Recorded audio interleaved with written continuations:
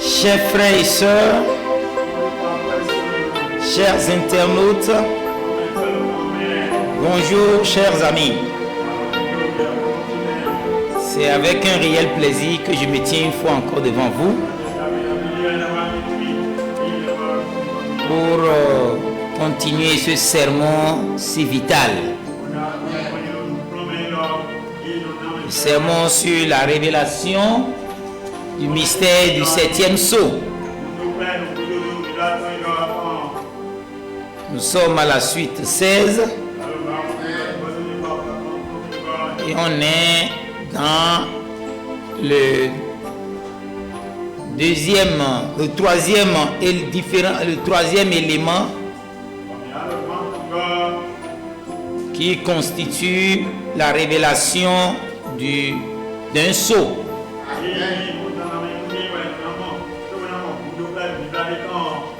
Il est question, comme nous l'avons dit, d'abord de la parole du sceau, de l'histoire du sceau et de l'interprétation qui n'est rien d'autre que le lien établi entre l'écriture et l'histoire.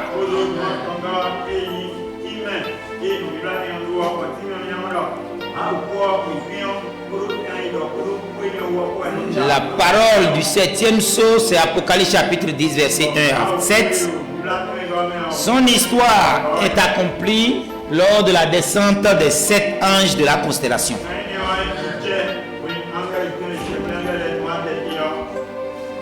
Donc nous avions parlé sur le premier et le deuxième verset d'Apocalypse chapitre 10. Donc nous avions compris. On va revenir vers la fin pour montrer avec évidence que Apocalypse chapitre 1, vous comprendrez clairement que celui qui a la colonne de feu au-dessus de sa tête, qui a le livre ouvert, cet ange puissant, vous comprendrez que c'est le Seigneur, c'est William Branham. Tu as fait de lui Seigneur et Christ. Mais avant cela, vous comprendrez également que Dieu, en tant qu'esprit, ne peut jamais se manifester sans son corps. Amen. Dans les 3 grandes dispensations, quels sont les corps que Dieu s'est approprié? Et quel est le corps que Dieu gardera pour l'éternité?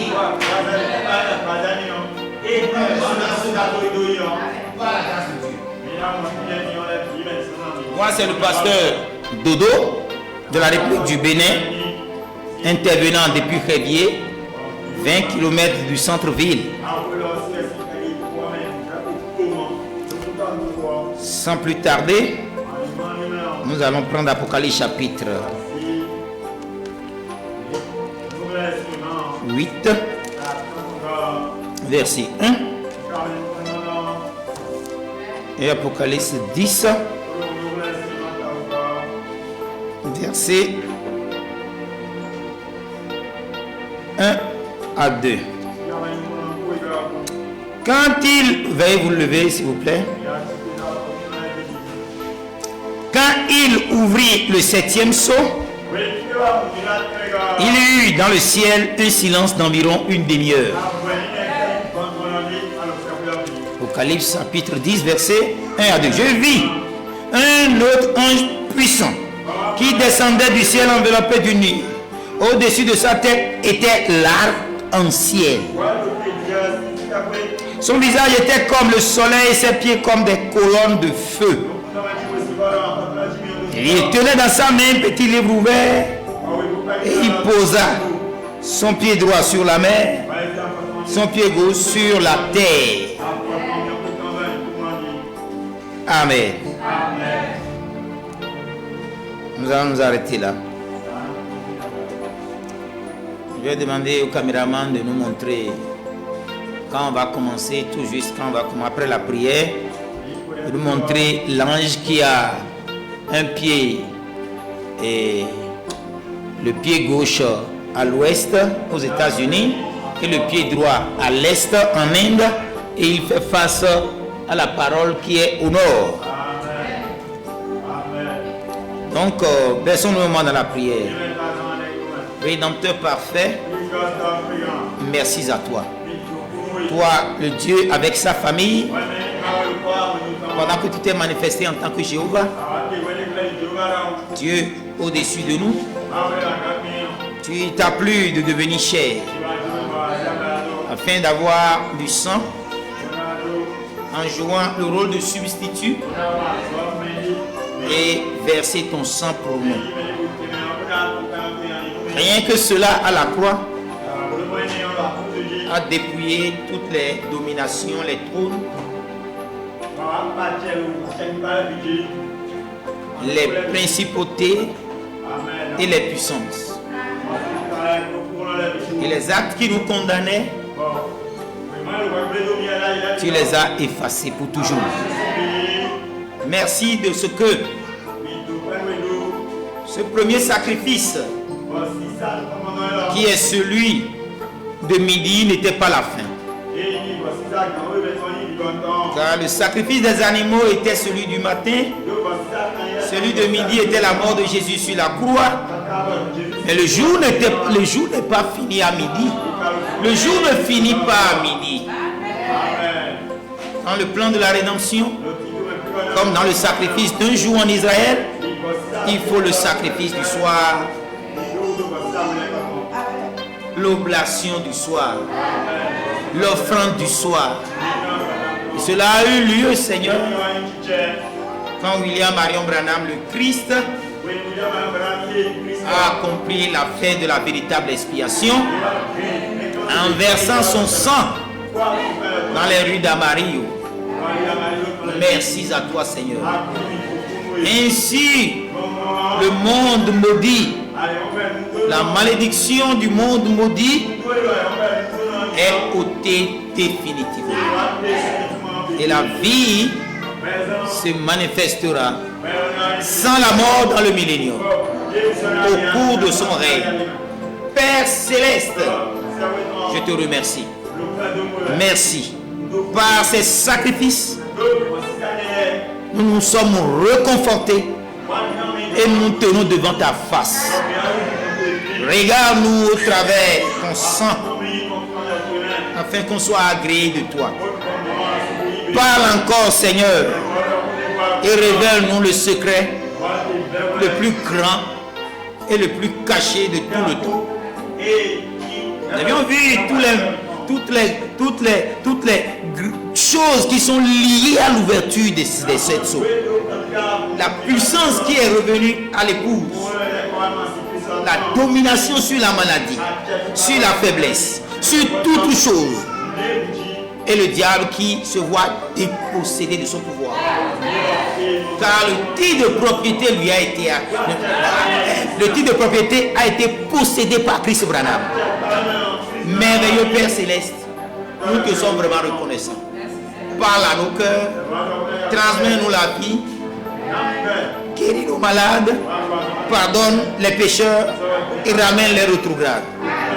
Toi-même, Seigneur, tu as dit, nul ne peut venir à moi si le Seigneur ne l'attire, si le Père ne l'attire premièrement.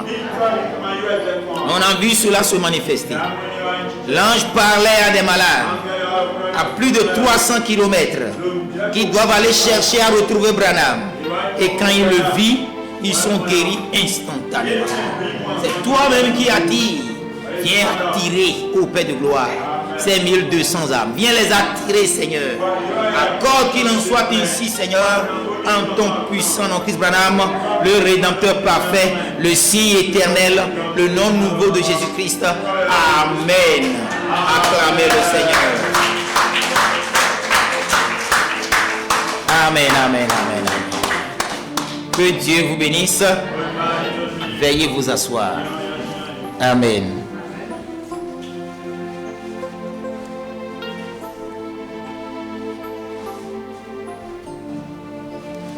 Amen. Ok, l'image va être retrouvée. Je crois que je l'ai envoyé sur WhatsApp du frère Manouak. Amen. Que Dieu vous bénisse. Très bien. La fois dernière, nous avions parlé de Jean 12, 24. On a montré qu'il y a une semence qui est la semence de grain de blé. Et ce grain de blé est foutu en terre. Et ce grain de blé qui sort de la terre fait référence à Jésus-Christ. Amen. Mais il y a eu un autre grain de blé qui ne sort pas de la terre, mais qui sort au haut de la plante, qui sort de la balle. Et ce grain de blé, c'est aussi un grain de blé complet. Ça fait référence à Chris Branham en tant que grand frère, en tant que frère parmi les autres frères, parce qu'il a un parent humain. Il a des parents humains comme nous. Il est un parent rédempteur. Alléluia. Donc le grain sorti de la terre et le grain sorti de la balle sont deux Christ différents en termes de corps. Amen. Et lui, en tant que prémisse, la gerbe agitée, il nous précède. Alléluia. Maintenant, nous allons voir comment pourrions-nous, si nous disons que Jésus-Christ qui est mis en terre, que Branham est sa reproduction, nous comprenons clairement que nous voulons dire que la venue de Branham est la seconde venue du Seigneur. Et ce n'est pas faux. Alléluia. Parce que nous devons alors voir une écriture de l'Ancien Testament qui doit nous donner la préfiguration. C'est pourquoi nous disons que l'écriture dit dans l'Ancien Testament que toutes les choses qui sont dans l'Ancien Testament, les lois, les fêtes, sont une préfiguration. Ça donne un aperçu du Nouveau Testament. Et comme Dieu est parfait en trois, saviez-vous qu'il y a trois testaments? Alléluia. Donc l'Ancien Testament est la préfiguration du Nouveau Testament. Et Branham est allé dire que les deux testaments sont la préfiguration de ce jour-ci. Amen. Très bien. Nous voyons que nous avions même donné l'exemple d'un grain de blé. La Bible nature. La nature est la première Bible. Une semence semée, quand elle se reproduit, elle n'est pas la même en termes d'apparence. Et la seule façon de voir le grain qui est mis en terre, qui a pourri, qui a germé, la seule façon de le voir, c'est de voir sa vie dans le grain reproduit.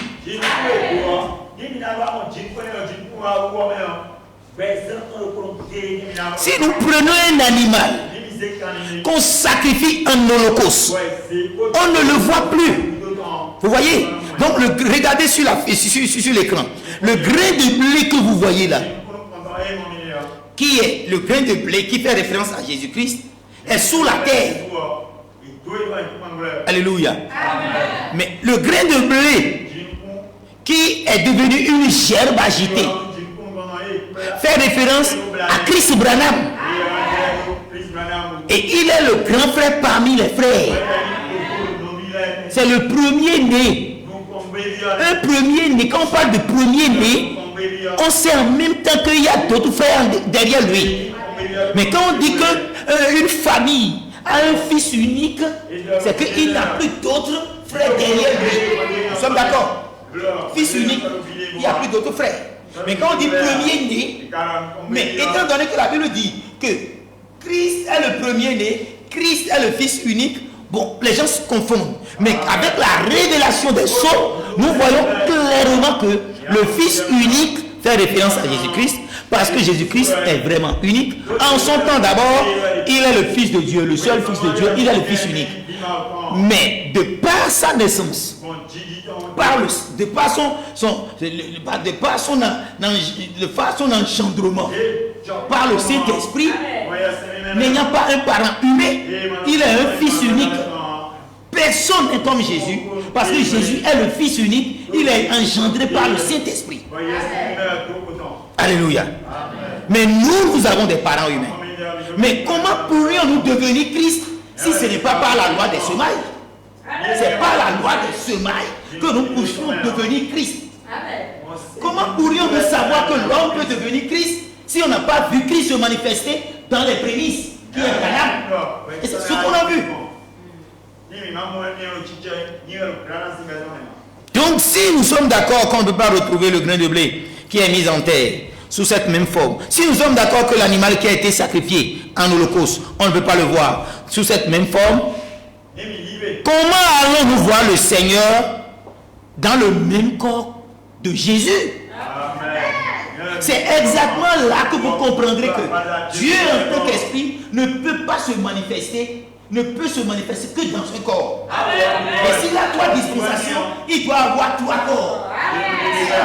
Pourquoi vous voulez nécessairement le voir dans le corps de Jésus? Alors que d'abord les textes montrent que ce n'est pas possible. Et encore, il y a 3 grandes dispensations où Dieu doit avoir chacun un corps. C'est les 3 dispensations que certains qui n'ont pas reçu le prophète, qui n'ont pas eu la révélation de la divinité de Jésus-Christ, disent au nom du Père, du Fils et du Saint-Esprit. Il n'y a que le nom du Père, Fils, Saint-Esprit. Il n'y a pas 3 noms.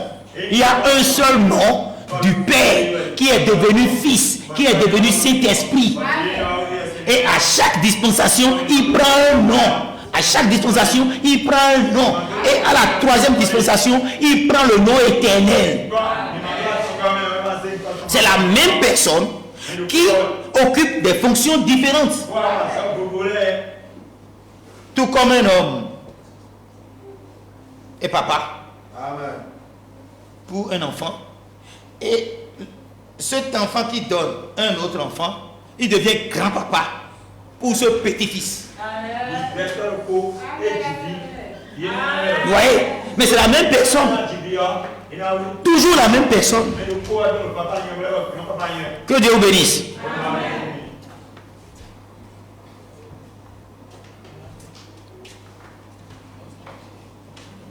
Nous, le Branham a même dit que la Bible nous a été donnée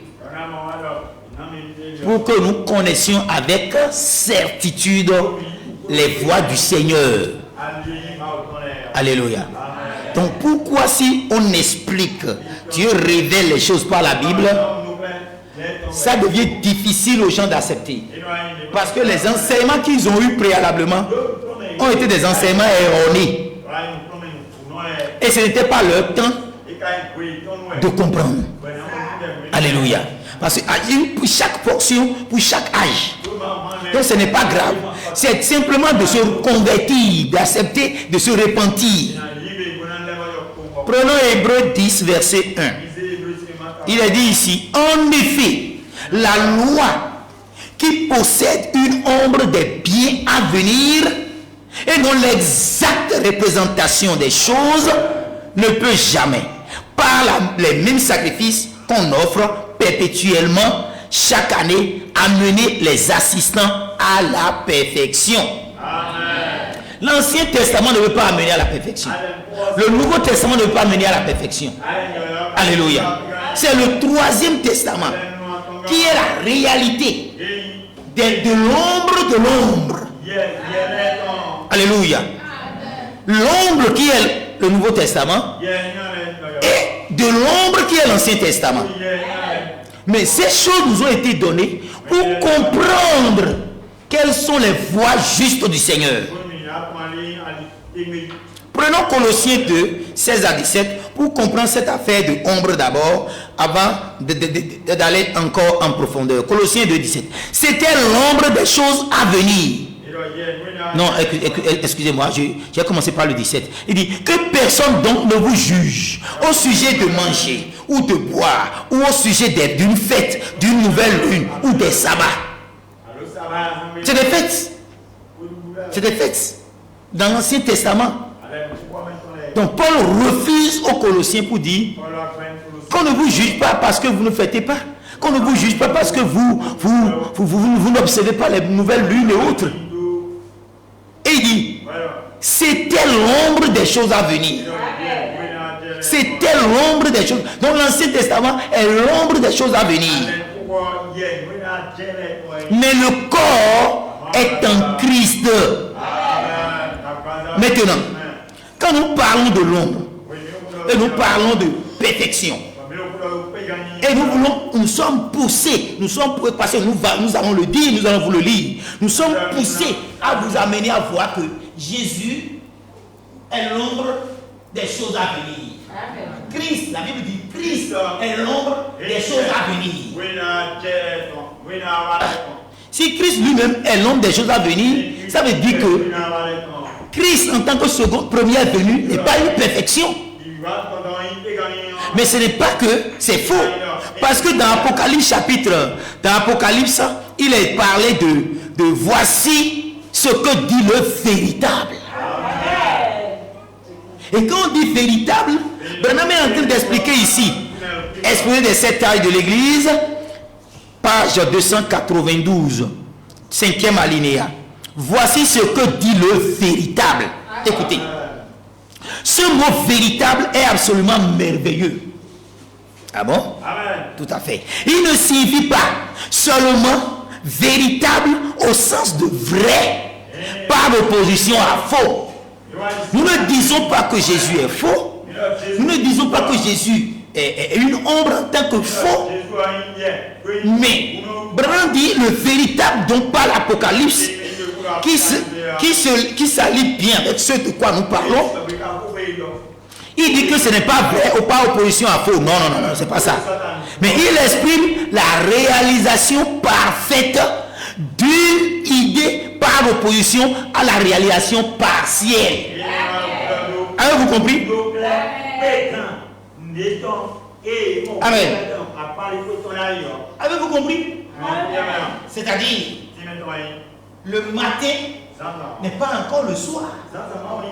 Midi n'est pas encore la fin de la journée. Mais c'est le soir. Et non seulement le soir, c'est à minuit. C'est à minuit que le jour est terminé. Vous voyez? Le temps est encore là.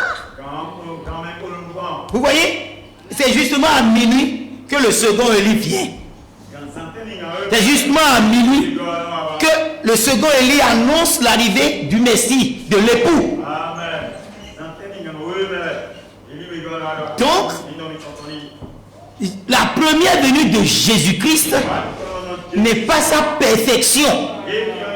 Il ne peut pas être appelé en ce temps le véritable. Il a fallu que le véritable soit désigne Christ en tant qu'oméga dans le livre d'Apocalypse. Donc rappelons par exemple que Jésus dit dans Jean 6, 32, Moïse ne vous a pas donné le pain du ciel, mais mon Père vous a donné le vrai pain. Amen.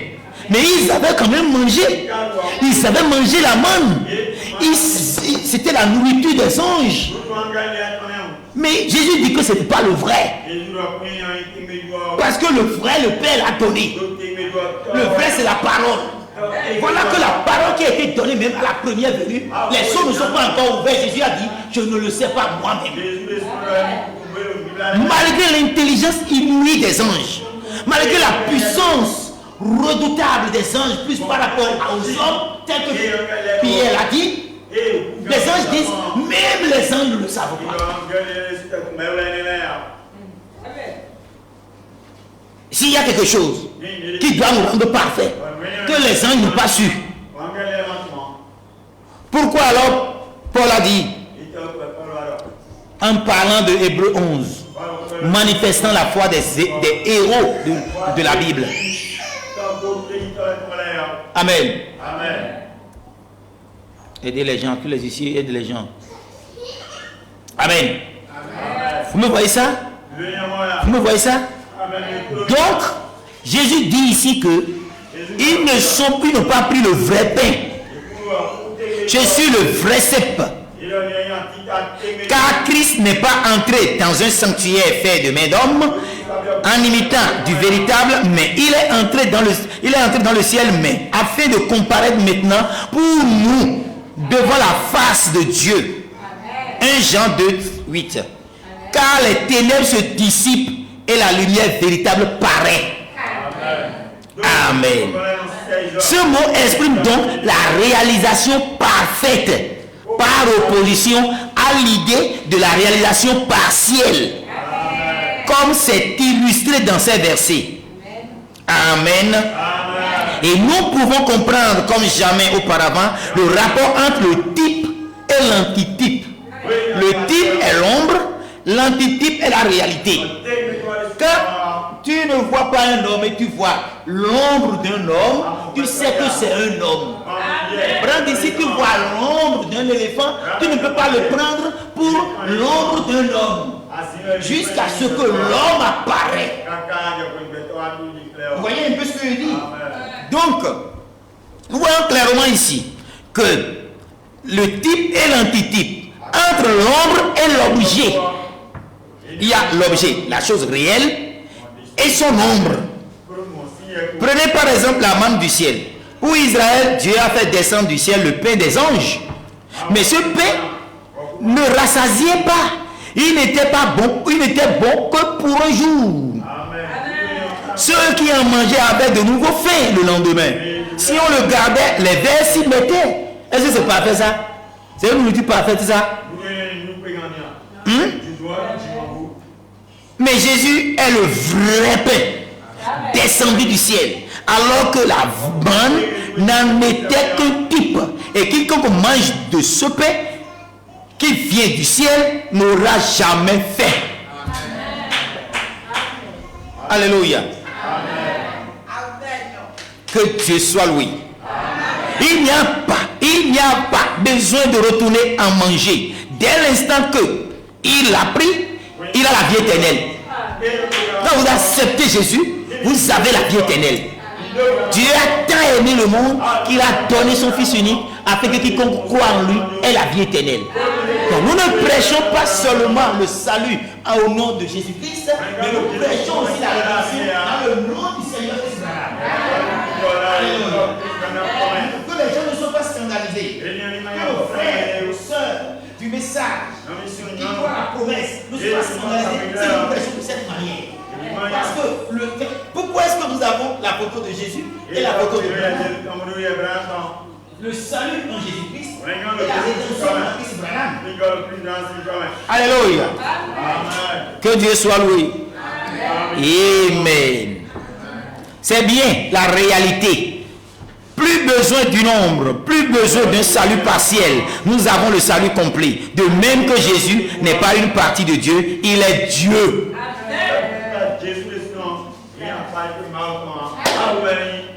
Dieu l'a rendu clair. Entendre, reconnaître et agir sur base de la parole de Dieu. Amen. Paragraphe 9. On dit ici, eh bien, nous connaissons très bien, et nous qui sommes dans les Écritures jour et nuit, nous qui lisons les journaux, qui entendons les nouvelles et des commentaires, que ce monde est en proie de deux grandes puissances spirituelles. Amen. Et toutes les deux sont des forces religieuses. Amen. Et je pense que ces grandes forces vont bientôt atteindre leur paroxysme. Et toutes ces grandes forces étaient représentées dans ces deux fils d'Isaac. Amen. Et Dieu, par sa sagesse infinie, nous a présenté d'avance afin que nous puissions, par ces choses, avoir avec exactitude ce qui nous attend. Amen. Dieu a rendu cela tellement clair que Dieu et sa parole, la nature, son univers sont en si parfaite harmonie que même les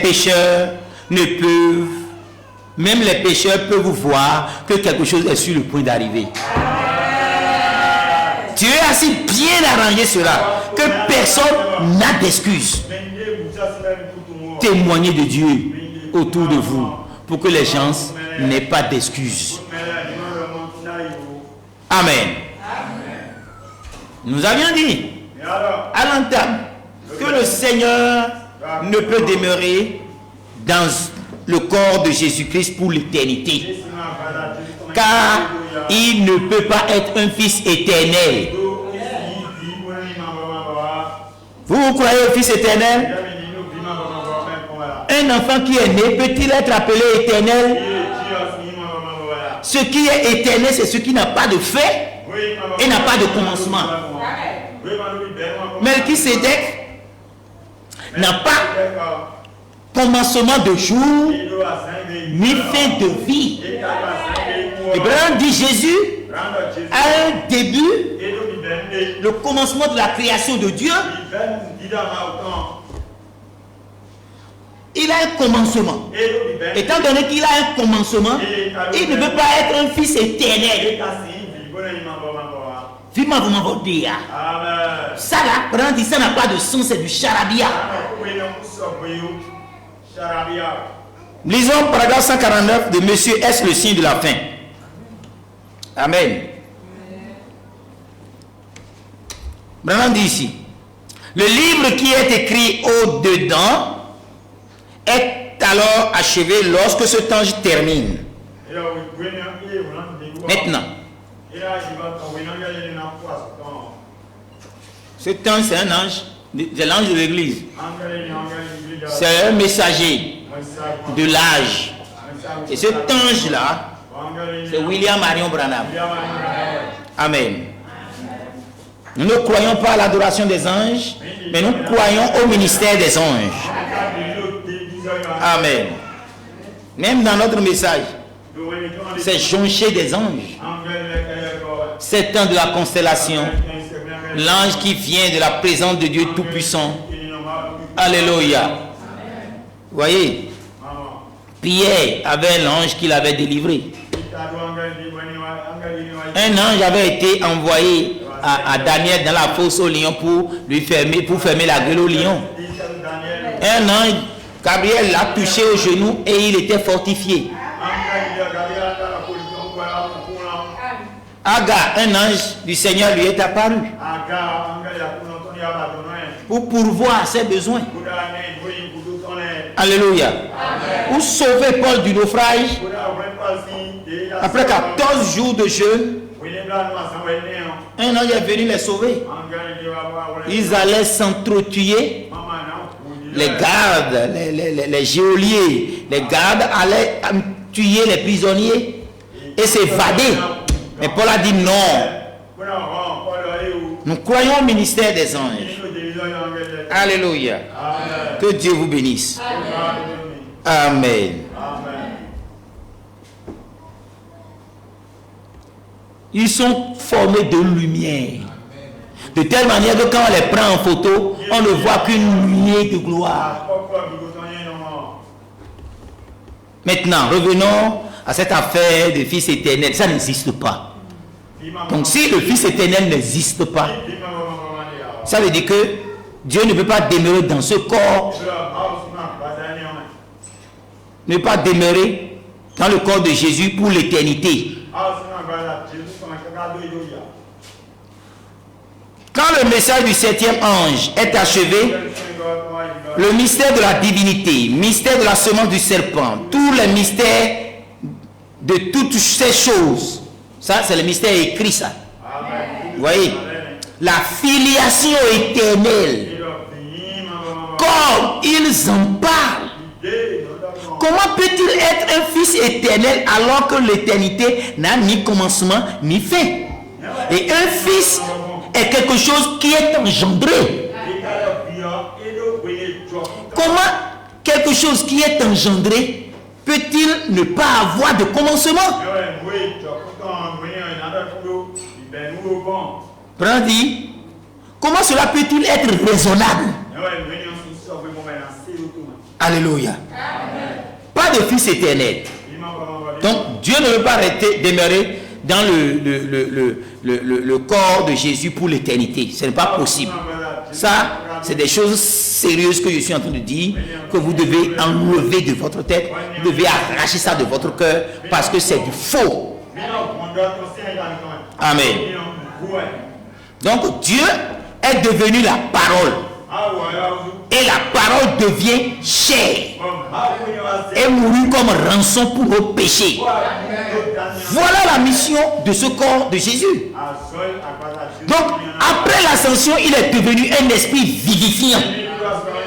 C'est pourquoi il a dit: je suis sorti de Dieu et je retourne à Dieu. Je viens du Père et je retourne au Père. Il est sorti de la colonne de feu et il est redevenu colonne de feu. Vous croyez ça? Jean 16, 28 l'a dit. Je suis sorti du Père, je suis venu dans le monde, maintenant je quitte le monde et je vais au Père. Il est redevenu colonne de nuée. Maintenant, en parlant de l'esprit vivifiant, c'est 1 Corinthiens 15, 45. Il dit: c'est pourquoi il est écrit, le premier homme Adam devient une âme vivante. Le dernier Adam est devenu un esprit vivifiant. Dieu est devenu un esprit vivifiant. Dieu n'a plus un corps de chair. Le but du corps de Jésus est terminé. Dites Amen.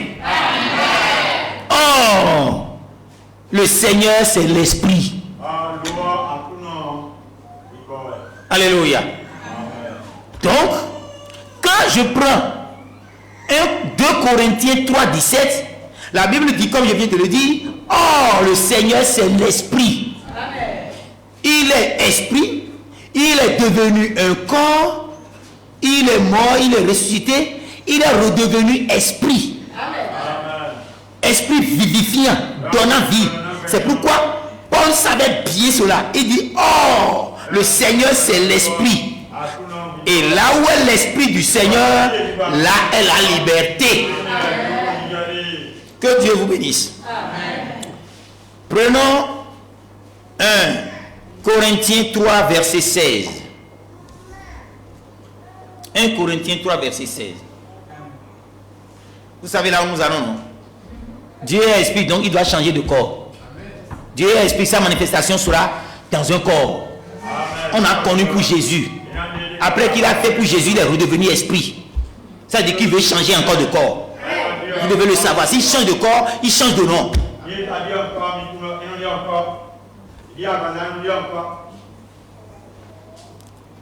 Parce que le dessein éternel de Dieu est d'habiter dans le corps de l'homme. Et vous allez voir ça maintenant. Paragraphe 1 Corinthiens 3, 16. Ne savez-vous pas que vous êtes le temple de Dieu?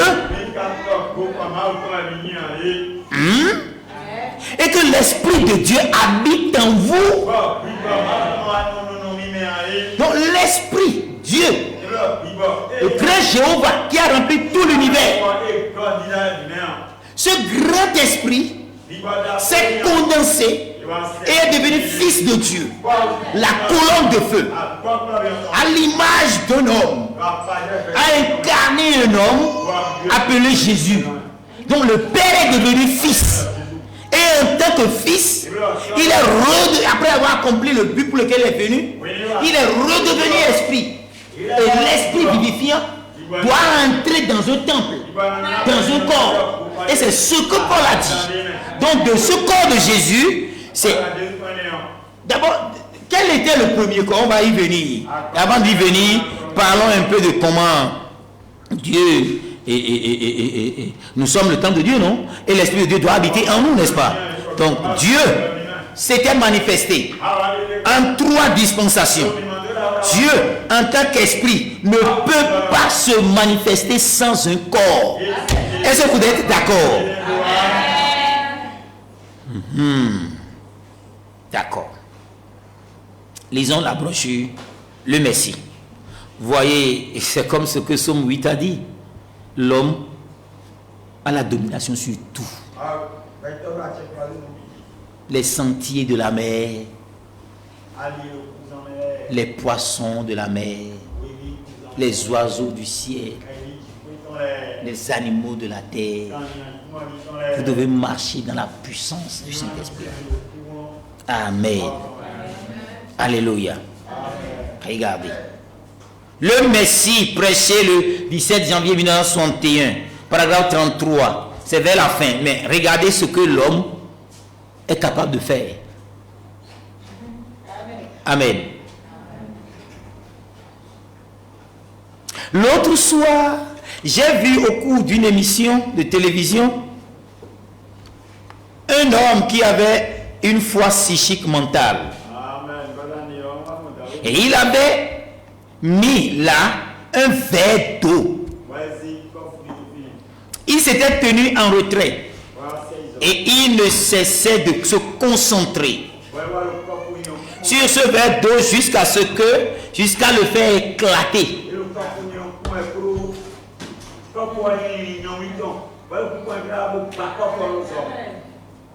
Ça ne vous... Amen. Amen. Amen. Amen.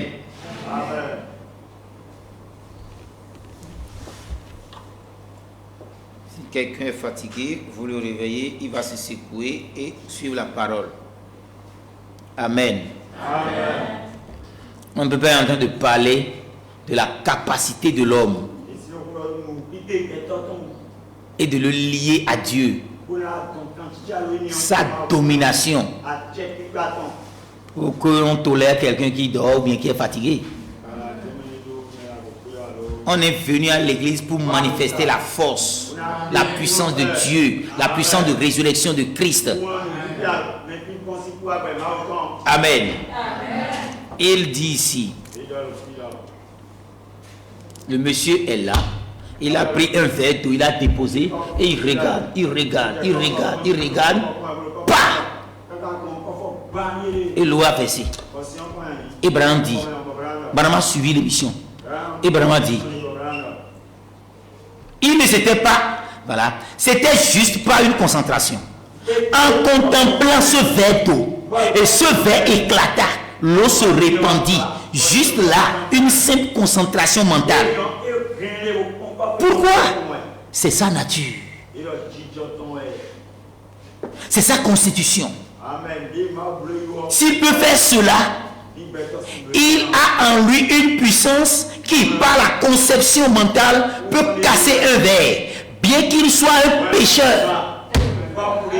Cela montre qu'il y a quelque chose qui a été mis dans cet homme et qui est dans une condition déchue, pervertie.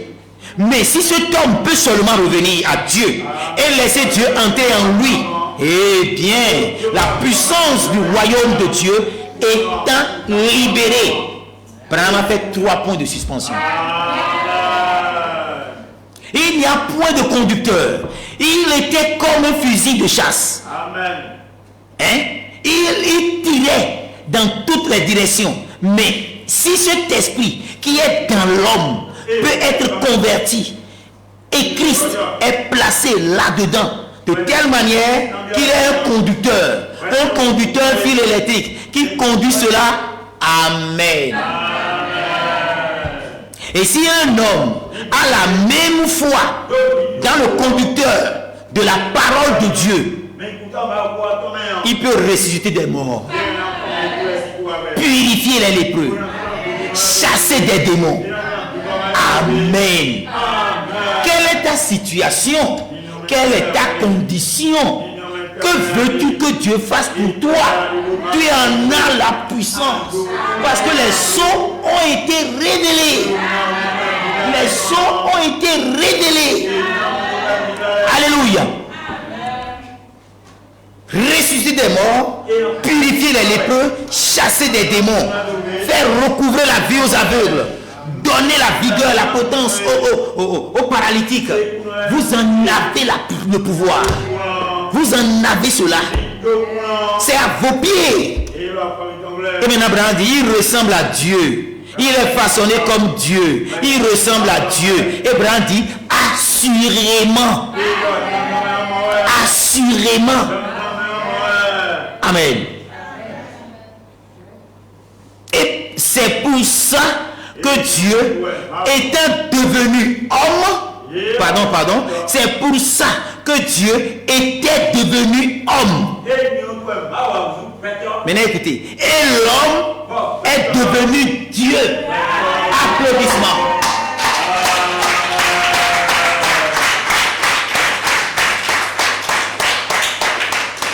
J'espère que tous ceux qui ont acclamé croient cela. Premièrement dit ça. La bouche autorisée l'a dit. Dieu est devenu l'homme et l'homme est devenu Dieu. Et ça, c'est son rejeton, l'homme. Il essaie seulement de s'emparer de l'homme. Il essaie d'avoir l'homme dans sa main.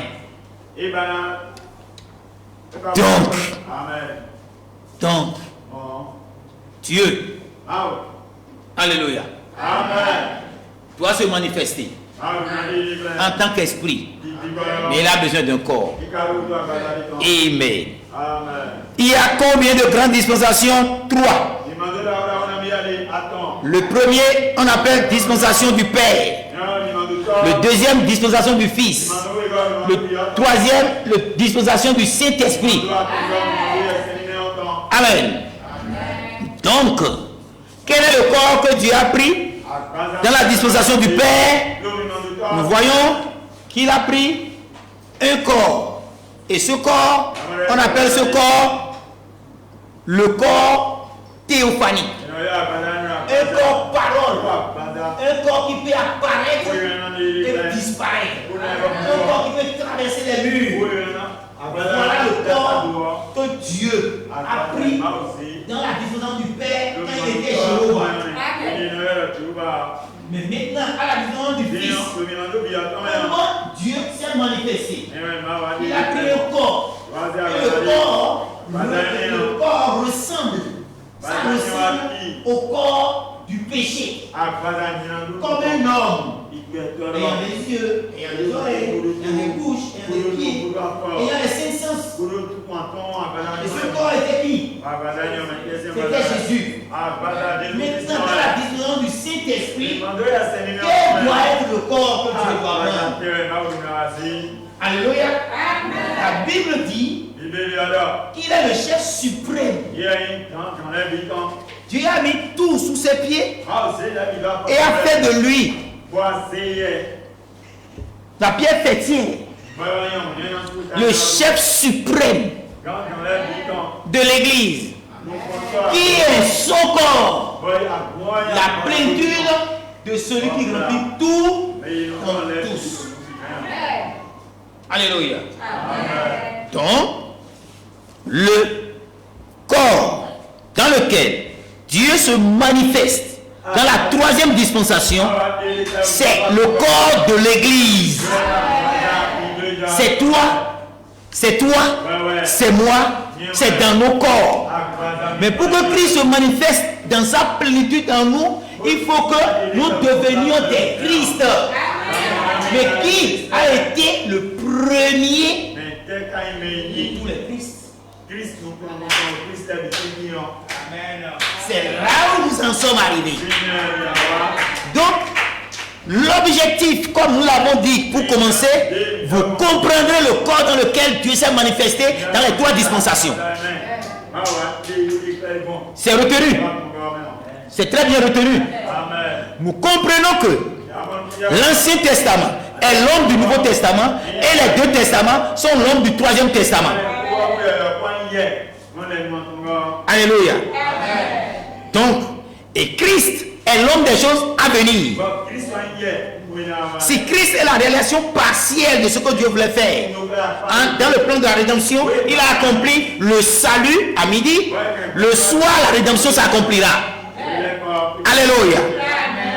Donc, lisez Éphésiens 1, 22 à 23, où il est dit, il a tout mis sous ses pieds et l'a donné comme chef suprême à l'église, qui est son corps, la plénitude de celui qui remplit tout en tous. Donc, l'église est une corporation des croyants. Parmi les croyants, Dieu a choisi le premier.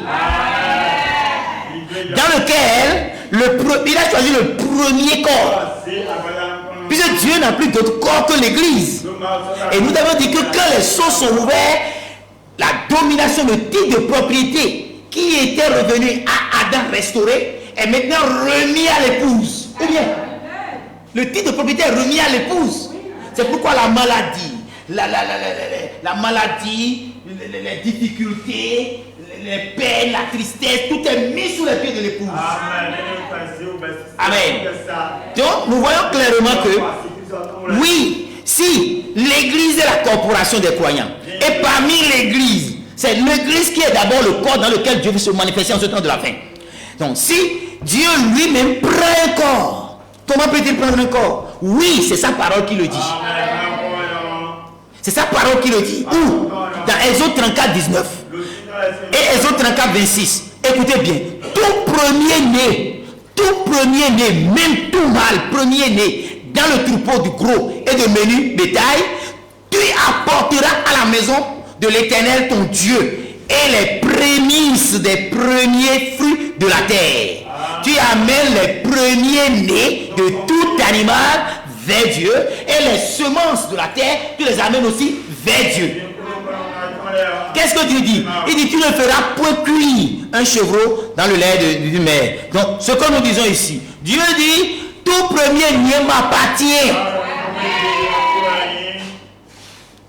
En 1946, quand l'ange qui est venu de la présence de Dieu Tout-Puissant est venu vers Branham, ce grand ange de plus de 2 mètres, avec de gros bras, pieds nus, avec une robe blanche, brodée en bas. Et quand il vient, il crée une atmosphère de frisson. Quand il entre dans la présence de Branham, sous onction, les gens disent quelque chose me traverse comme une eau froide. J'ai une sensation douce et fraîche. Branham dit oui. Et Jerry lui a dit que c'est comme un congélateur. Et là, il lui a dit quand tu éprouveras ce sentiment que tu éprouves, sache que je suis là, même si tu ne me vois pas. Il est toujours le même. Alléluia. Nous avons reçu la commission de l'ange. Amen. Et on obéit au commandement de Dieu par l'ange. Amen. Il dit, ça m'appartient, tu dois me l'amener.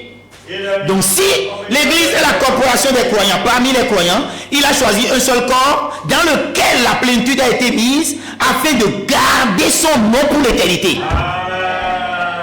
Dieu a pris parmi nous le grand frère. Donc je voulais dire que dans les années 46, personne ne faisait de grands croisades, de grands rassemblements pour de grands services de guérison divine. Non. Branham en est le pionnier. Ceux qu'on connaît même après lui, qui ont des puissances immenses, telles que les Oral Roberts, avaient reçu l'impactation de lui, avaient reçu son influence. Les Tommy Osborne ont reçu l'influence de Branham. Il est le pionnier. C'est lui le premier. Donc c'est lui le grand frère parmi les frères. C'est lui le premier né. Et en tant que premier né, en me basant sur Exode 34, 19, tout premier né appartient à Dieu. Et Dieu a pris ce corps et a mis sa plénitude dans lui. En combien de phases? 3 phases. Première poule, deuxième poule, troisième poule. On a parlé de ça. 5 poules ont identifié réellement que Dieu a réussi à mettre sa plénitude dans Christ Branham. Dès lors, il peut garder garder le nom de Branham comme étant le nom éternel. Le nom d'adoration d'éternel. Oui, le Seigneur par cela a montré par des types des ombres, a montré par des préfigurations, comme aperçu et exemple dans l'Ancien Testament. Et c'est pourquoi Exode vient de nous le prouver. Vous ne pouvez pas refuser. Tous les grands hommes de Dieu tiennent Branham en haute estime. Les généraux de Dieu, les anciens comme les nouveaux, tiennent Branham en haute estime. Alléluia. Que Dieu vous bénisse. Voyez-vous, il est les prémices. Luc 2, 23, il dit, suivant ce qui est écrit dans la loi du Seigneur, tout mâle premier-né sera consacré au Seigneur.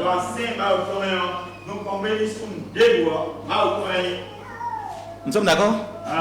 Tout premier-né mâle, c'est dans le Nouveau Testament. Et il a pris ça tout, dans l'Ancien. Mais comment on peut savoir qui est le premier-né ici? C'est Branham. L'histoire moderne de l'Église retient que c'est Branham. Donc le grand prophète Branham, je vais terminer là. J'ai oublié de terminer là. Parce que là. Il me reste 2 pages. Hein. On peut aller? Alors qu'une page nous prend au moins 5 minutes. On peut aller? Amen. De toute manière, on n'a pas fini encore l'interprétation. Hein? Amen. Amen. Ok. Donc je vais terminer ici.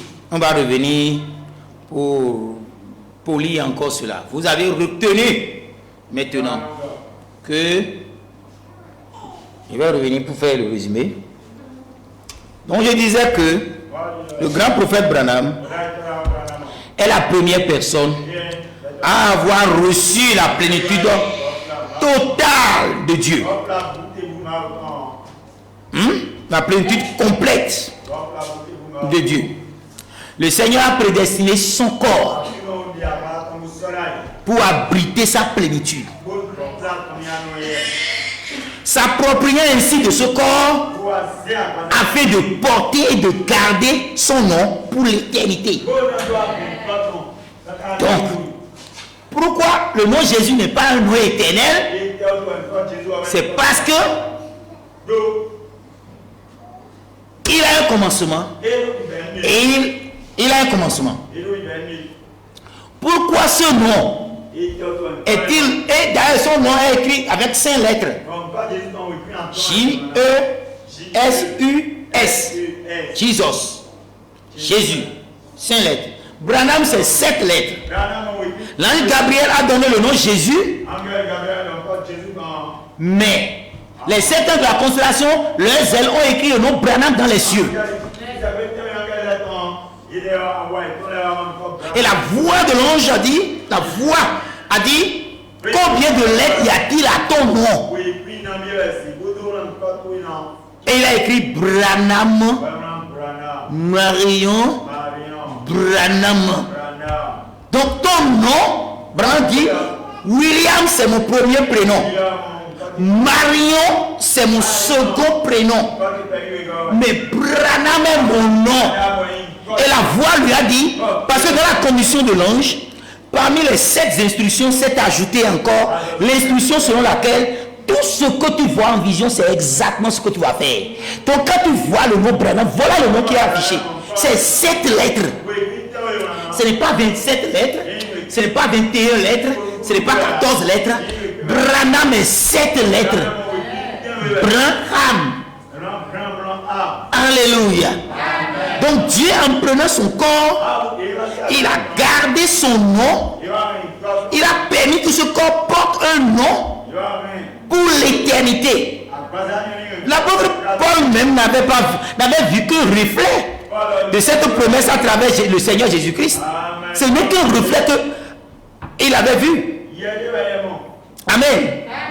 Donc, chers frères et sœurs, nous voyons clairement que le grand prophète nous a dit qu'il y a des modèles, qu'il y a des types, qu'il y a des sombres dans l'Ancien Testament et que le Nouveau Testament et l'Ancien Testament, ces deux testaments, ce qui est contenu dans les deux testaments, sont un modèle de ce jour-ci. On peut le lire dans paragraphe 22 de écoutez-le du 25 janvier 1957. Chers frères et sœurs, nous venons au thème de ce conseil, de ce sermon ce matin, pour vous dire que vous avez compris que Dieu ne peut jamais se manifester en dehors du corps. Que le corps soit théophanique, corps qu'il avait fait quand il était Jéhovah. Que le corps soit un corps qui est semblable au corps du péché que Jésus a pris. Ou bien que le corps soit les membres, la corporation des croyants. C'est des corps dans lesquels Dieu se manifeste. Mais en ce qui concerne le troisième corps, qui est le corps manifesté dans le Saint-Esprit, nous montrer tout pas que notre corps est le temple du Seigneur. Et Dieu Jésus-Christ est un. Il a pris un corps. Il est sorti de Dieu. Devenu un corps. Il est retourné à Dieu en devenant esprit. Vivifiant. Dieu va prendre le corps. C'est ça ce qui s'est passé dans l'église. L'église est le corps. Paul a dit l'église est le corps. Parmi le corps, la première personne ayant atteint l'état de Christ, ayant fait les œuvres de Christ, ayant fait davantage, c'est William.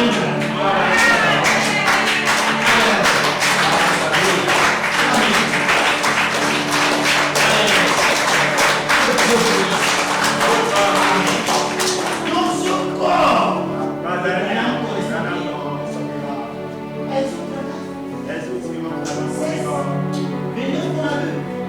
tout premier-né, Luc 2, 23, tout premier-né va être consacré au Seigneur. Donc Branham étant le premier-né, le pionnier de tout mouvement charismatique dans le monde, dans l'église, dans l'histoire de l'église moderne, il est le premier-né. Il est le premier-né. En tant que premier-né, Dieu a pris celui-là. Il a rempli. Comme ils ont donné. Rester l'homme et la nuit, son corps. Et en prenant Branham, un homme de un maison de c'est ça. Il dit que ce qui est remarquable chez Jésus, je l'ai vu en vision, il est remarquable en petit. Il est quelqu'un qui peut peser en haut. Dans la vie surnaturelle de Branham, Amen. ce n'est pas la taille du chien qui compte, mais c'est la taille du combat du chien qui compte.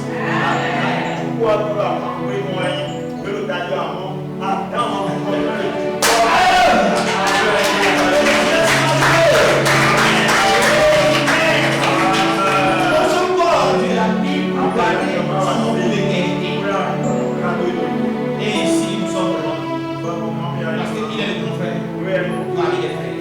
Il est le fils premier, parmi nous qui sommes là. Parce que Jésus le Christ est devenu le Christ. Et il est revenu sur notre colonne de feu. Il a un carton.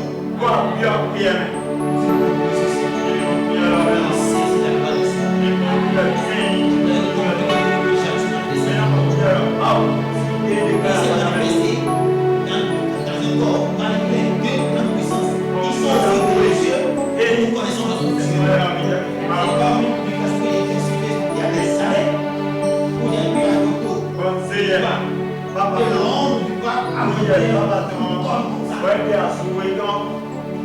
L'incarnation de Satan. Nous voyons l'incarnation de Dieu. Donc, les deux grandes puissances ont pris un corps. Là, vous êtes là, il faut venir à la paix. Dieu, le diable, a pris un corps. Dieu aussi a pris un corps. Et nous, nous savons. Sachez-le et soyez.